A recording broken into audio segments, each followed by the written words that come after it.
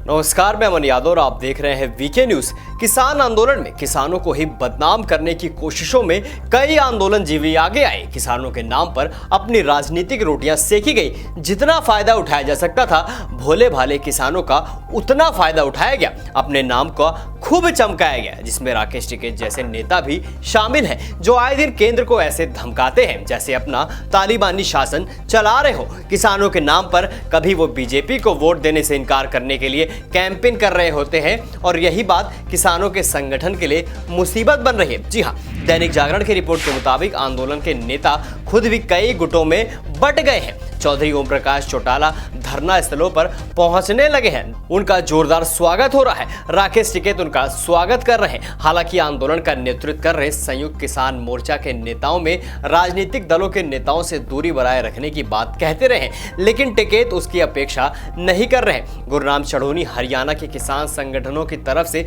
संयुक्त मोर्चा में एकमात्र प्रतिनिधि थे। यदि आप योगेंद्र यादव को उनके किसानों को प्रतिनिधि मानते हैं तो बात अलग है। चढ़ोनी को संयुक्त मोर्चे ने 4 दिन पहले एक सप्ताह के लिए इस आधार पर निलंबित कर दिया कि उन्होंने पंजाब के किसान संगठनों को सुझाव दिया था कि वो एकजुट होकर पंजाब विधानसभा के चुनाव लड़े और वहां अपनी सरकार बनाए। वो अपनी सरकार को देश भर में आदर्श के रूप में प्रस्तुत करे। ऐसे क्यों करना चाहिए, इसके लिए हरियाणा का उदाहरण देते हुए चढ़ोनी ने कारण भी गिनाए थे। दैनिक जागरण के आगे रिपोर्ट में बताया गया कि चढ़ोनी का कहना था कि किसानों के सहयोग से चौधरी भजनलाल की सरकार आई। उस सरकार में भी किसान पीड़ित हुए। भजनलाल का विरोध कर रहे चौधरी बंसीलाल की सरकार बनाई। बंसीलाल की सरकार में भी किसानों का उत्पीड़न हुआ।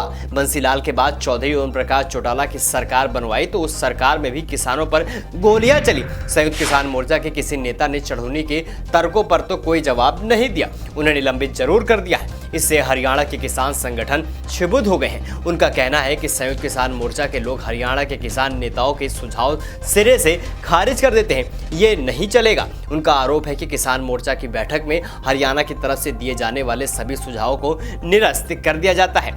आपको बता दें, संयुक्त किसान मोर्चा एक ही तरह की गलती करने वाले 3 नेताओं को दंडित करने के लिए अलग अलग मापदंड अपनाता है। भारतीय किसान यूनियन टिकैत के अध्यक्ष नरेश टिकैत ने उत्तर प्रदेश में भारतीय किसान यूनियन की तरफ से उम्मीदवार उतारे जाने की घोषणा की तो उस बयान को वापस लेने के लिए बात कहकर माफ कर दिया गया।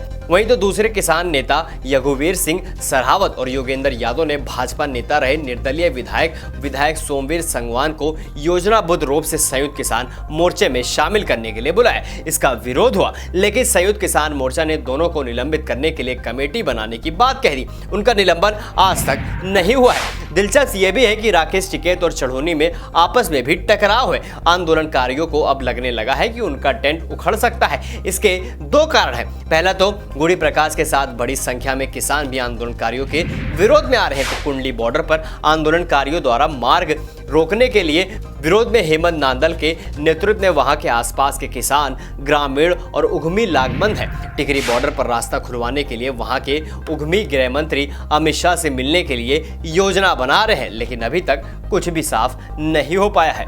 अब आपकी क्या राय इस पूरी खबर को लेकर हमें कमेंट सेक्शन में कमेंट करके जरूर बताइए। ऐसी तमाम बड़ी खबरों को देखने के लिए देखते रहें वीके न्यूज।